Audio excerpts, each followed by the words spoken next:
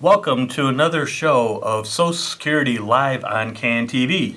Remember, you'll be able to interact with us, so please call us at 312-738-1060. Good evening. I'm Andrew Slaughter. I'm the Public Affairs Specialist for the Chicago metro area.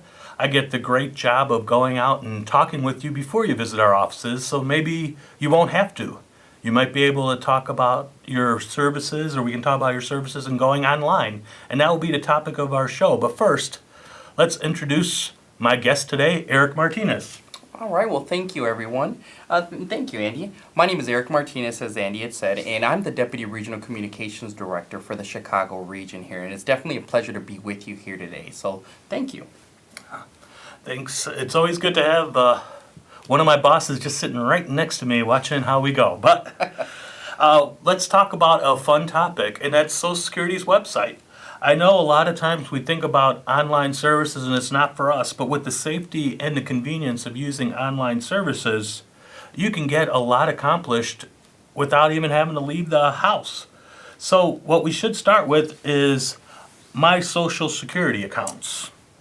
So as Social Security continues to evaluate and improve how we protect what's important to you, we take our responsibilities seriously. And we have robust cyber security program which will let you access your information easily and conveniently without any worries, and additional security measures to safeguard your personal information, because you're going to be able to see that personal information on your My Social Security account. And it's going to be easier for you to use because it's a vital part of being able to do business with us by going to My Social Security. So let's take a look at what you can do on My Social Security. First of all, you may be able to replace a Social Security card. In Illinois, you won't be able to. So our viewers right now, it's something that's coming your way. We have it in about 16 states. Some of our neighboring states like Iowa, Michigan, and Wisconsin have it.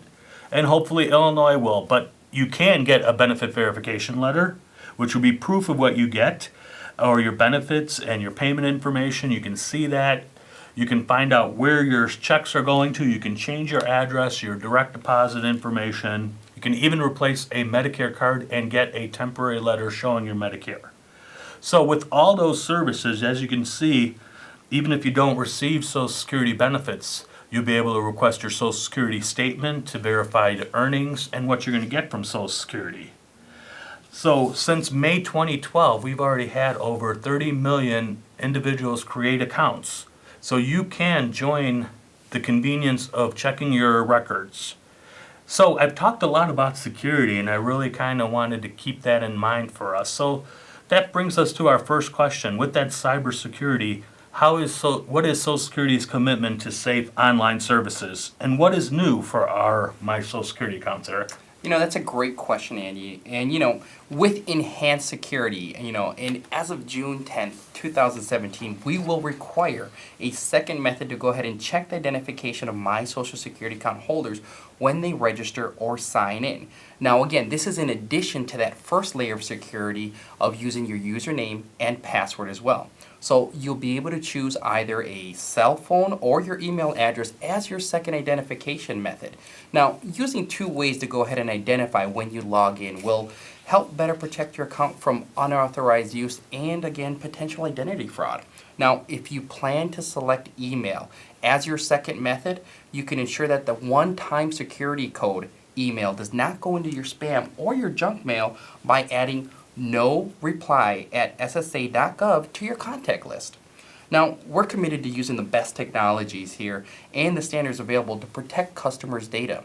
Now, this new security advancement is just one of the ways that we're ensuring the safety of the resources entrusted to us by the American people here. And what's cool is before we were setting up for the show, I had remembered to change some things for our visuals. So I was using a tablet, and that reminds me of how our My Social Security portal has also adjusted.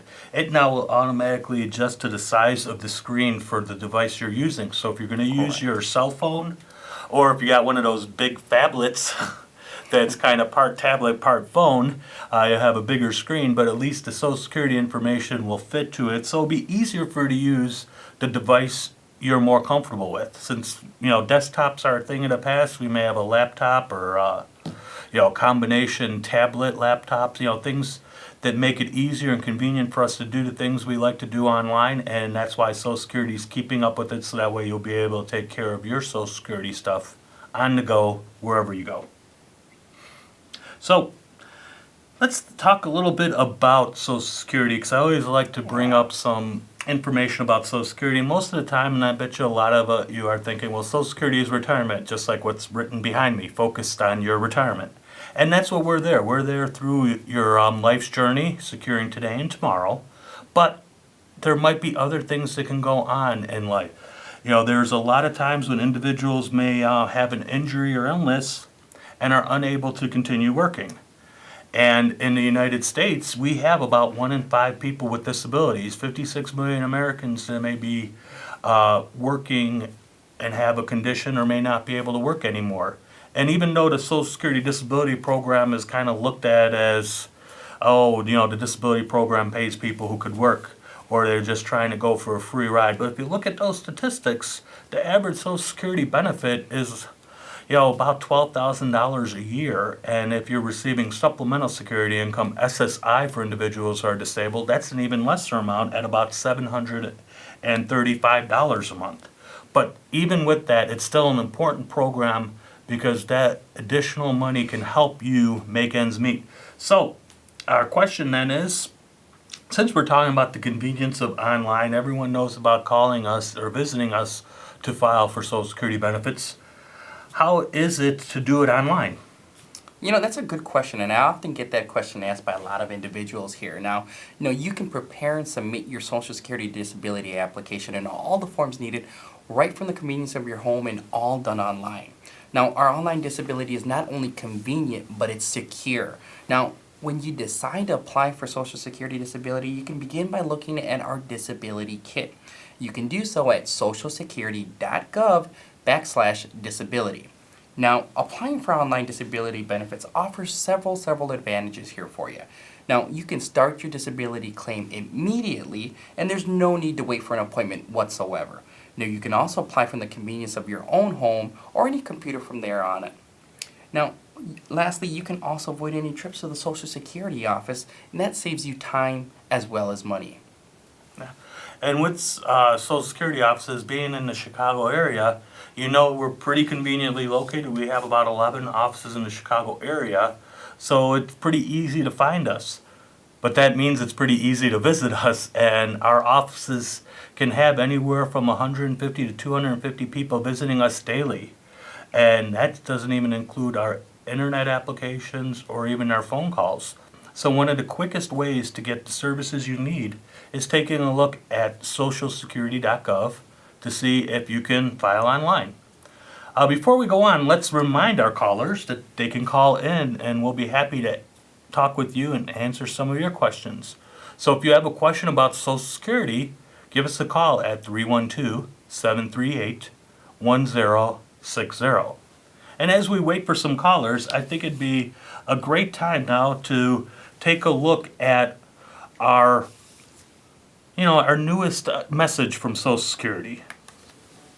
We are there, day one, with baby names and a Okay, gift so that we'll wait lasts for the a callers, see lifetime. if we got any cue. How do you know We when are you have there a caller? How's that as you happen? grow, protecting you and those you love.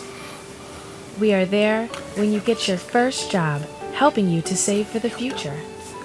We are there when you marry your sweetheart to help secure your new life together. We are there if the unexpected happens to help you see life from a new perspective. We are there when you start your next chapter to make sure you get off to a great start. And we are there when you lose your soulmate to help make sure you will be all right. We are with you through life's journey.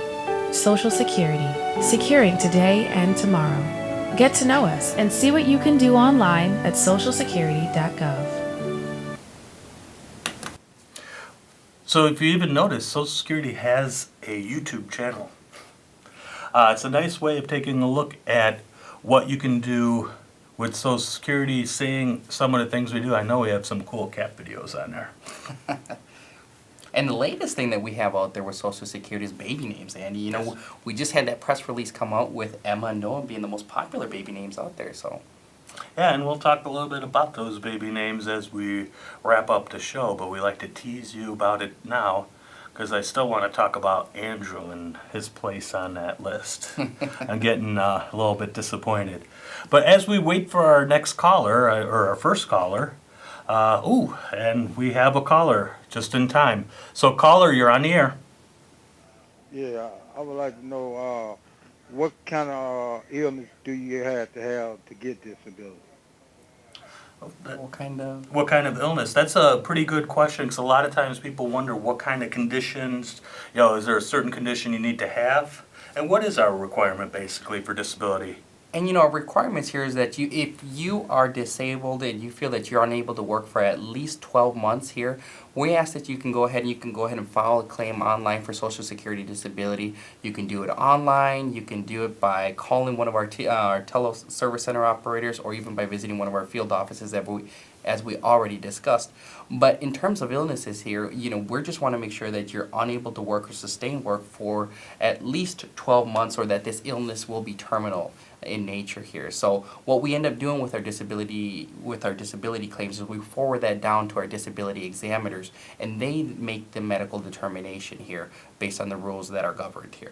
And so basically what we try and let you know is if you're at a point where your condition or even multiple conditions are starting to affect your ability to work at a substantial rate, Social Security may be there for that disability benefit. So we're not looking at, there's a list that you have to meet, this condition or that condition. What we basically look at is where are you along the way on that condition? Has it progressed to a severity where it's going to impact how you can work? Or it could be a lot of conditions. I mean, a lot of times when I used to take an application, someone would just list, well, I have a heart condition, but wouldn't talk about depression, or wouldn't talk about the high blood pressure, or the injury to shoulder or anything like that. They just thought that you can only talk about the main condition, but it's not just the main condition. It could be a multitude of conditions. Very much so. And with disability, since we have the two disability programs, we're also going to take a look at your ability to work, how much you've worked, to see if you qualify for Social Security or supplemental security income. Correct. When we take one application, we're also taking applications for any and all programs that you may be eligible for as well. And so, since we did talk about disability, let's go back and talk a little bit about retirement. We may have some individuals that are looking at retiring for summer, start their permanent summer vacation. Sounds very nice. So we have retirement planning on our website. There's some tools that could help people out. So you want to go with a little bit of an overview on them? Yeah, definitely. We can talk about that. And earlier this month we had a blog post that discussed 5 important tools, and I want to go over them with you right now. The first being our retirement estimator. Now, this retirement estimator provides estimates based on your actual Social Security earnings record. So what you can do is you can plug in different numbers, retirement dates, and different scenarios to help you decide the best time for you to go ahead and retire. Now, you can also use our retirement planners to help you find your ideal retirement age. Now, you can estimate your life expectancy and the amount of your benefits when you retire. You can also see the financial effect of retiring at different ages will be, and how various earning amounts will also affect your future benefits as well. Third, we have Medicare. The Medicare section of our website provides information about Medicare programs and frequently asked questions on Medicare as well. Fourth, your personal My Social Security account is one of the most powerful tools available to secure your retirement. With a personal My Social Security account, you can get your Social Security statement that shows your estimates of future retirement earnings or disability benefits, and the amount your family will receive in survivor benefits as well. Now, you can also check your earnings to verify your yearly amounts that we posted are correct. Now, last but not least, you can also get estimates of your Social Security and Medicare taxes that you've paid in. And let's talk a little bit about that retirement application. Yes. It's very easy and convenient to go ahead and use. Now, you can go ahead and trailblaze your way to retirement by going on the application. You can complete it in as little as about 15 minutes, and just like that, you can start the retirements of your dream. And I know one of the biggest questions we have with especially the retirement application is, well, some people like the comfort of having a Social Security employee there to make sure they haven't made a mistake. And since our retirement application isn't a quiz, there really is no wrong answer. It's what you really are most comfortable with as you transition into your retirement career. But keep in mind, every Social Security application you file online is still going to be taken in by an actual Social Security employee. So we still will make sure that you had completed everything. If there's any other benefit that you may be eligible for, we'll recontact you to get that information or clarify things. Very much so. So it's still being done the same way we would do it in an office, except the only the delivery method has changed. It's going online instead of you coming into the office or doing it on the phone. Yeah, and best thing to do is when you're thinking about retirement, everyone always asks, well, when should I apply? And it's always 3 months before is the earliest, but that doesn't mean you have to have 3 months, because it takes us a day basically to finish everything up. Correct. So we have another caller, so I guess we're getting interest out there in the audience. So caller, you're on the air. Hi, yes. I just wanted to know, I'm 52 years old. I worked some when I was younger, up to maybe like age 24, but not very much. I don't think I earned enough income to qualify for any kind of Social Security income. So I am married, and I just wonder, will I be receiving anything because of my husband's income, or am I just not going to get anything? That's a very good question. You know, I'm just going to refer back to what Andy and I were saying before. Whenever you file and you come in and file for an application, we always ask, identifiable information about yourself and your significant other or any past marriages you may have had. So that's always something that we're going to go ahead and double check for you whenever you come in. Now, we'll ask that information, we'll get the Social Security numbers, and we'll check to see if you're eligible for any benefits off, your current husband, or if this was a prior husband, we'll double check those earnings as well. But in terms of filing for retirement benefits, you have to have 40 quarters of coverage here, and that's equivalent to about 10 years worth of work. Now again, if you create a My Social Security account, you can go online and take a look and see if you're eligible to receive retirement benefits here. Now, in terms of receiving benefits on a spouse's record, well, that's something that we can do for you, and you can give us a call and we can set up, an appointment for you too as well. Or again, you can file online and we'll get that information as well from you directly from that online application, and we'll take a look at the entitlement for you on a spouse's record as well. Yeah, but for spouses benefits, one of the key things are if you're still married, so you'll be filing as a spouse, a current spouse, your partner will have to have worked and paid into Social Security the required amount of years and have filed for Social Security benefits as well. Mm-hmm. So if you married younger, you might have to wait a little bit, or if your other half is still wanting to work a little longer, maybe to full retirement age or past that, you may have to wait until that retirement application is filed before you can be a spouse. Divorced spouses, if you've been divorced for at least 2 years and the marriage lasted at least 10 years from marriage to divorce, so you have to have that requirement, you may qualify for divorce spousal benefits before your ex-spouse has filed for their own retirement benefits. And then, of course, I always have to bring this up since we're in Chicago. If you've worked for the city of Chicago, whether you're a municipal employee or a teacher here, you may have paid into a different retirement system in place of Social Security. If that is the case and you're receiving a pension from that work, that may affect what you can get from Social Security on your own retirement or as a spouse. But you may always qualify for at least the Medicare part, and that's something that's also important to remember, is Medicare comes from the Social Security and Medicare taxes you paid, so you get a free Part A hospitalization. If you are qualified as a spouse or a survivor or have had Medicare taxes taken out, you'll get that free part as well. So the only other thing you have to do is wait for that age 62, because that's the earliest you can file. Before we start wrapping up the show, I wanted to talk a little bit about maybe those ages.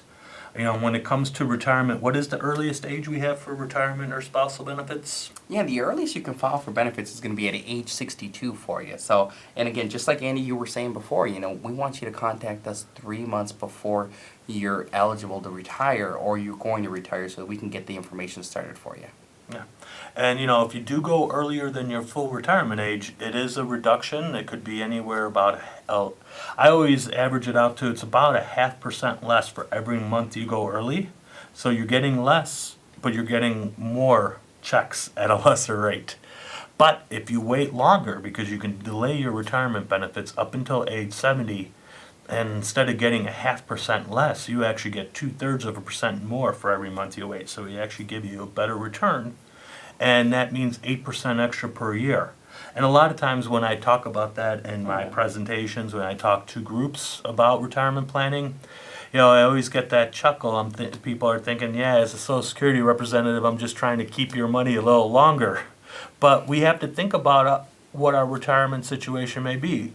1 in 3 65-year-olds today are expected to live past age 90, and 1 in 8 are expected to live past 95. So when we think about that retirement, we have to think about how long we'll be around to enjoy it and cash those checks. Exactly. There's no crystal ball that we do have here at Social Security, and we always get that question asked, when should I retire? Well, that's based on a lot of factors here, and a lot of them are personal here, factors, decisions that you'll have to make based on that. We can give you the information, but just keep in mind that when you do file for retirement benefits, that is going to be a permanent amount that you will receive. The only way that amount will increase over the years are through general cost of living adjustments that are made to your record and applied yearly here. So again, just that quick reminder, these are permanent amounts that you'll be receiving. And again, if you file for at age 62, just keep in mind at age 65 you're going to be entitled to Medicare benefits.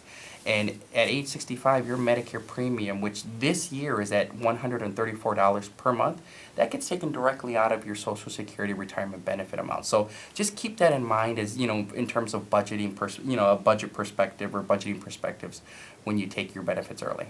And with that, go back to what Eric had talked about, those 5 tools about retirement planning. Visit socialsecurity.gov to look at our blog, so that way you can take a look at more of that retirement planning. And as we're about to sign off, let's return to Emma and Noah.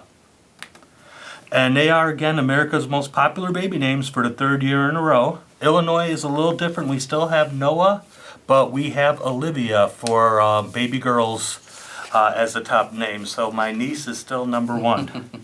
Unfortunately, I remember Andrew was in the top 5 early in the 2000s, and it's been dipping. And last checked for 2016, Andrew's down to 34. So I always make this as a pitch. If you are expecting, Andrew's a pretty strong name. We can get it back up into the top 10, because with that, we give out those baby names, but it's just part of life's journey with Social Security. And it also, with all the baby names that we give, you can find out an example of them. But as a tradition, the baby names are given, Baby Names Day is given, and our acting commissioner, Nancy A. Berryhill, encourages everyone to visit our website so you can enjoy the baby names list. You can create a My Social Security account at socialsecurity.gov/myaccount, or just click on the My Social Security logo that you see in the lower part of the screen. That's how our website looks.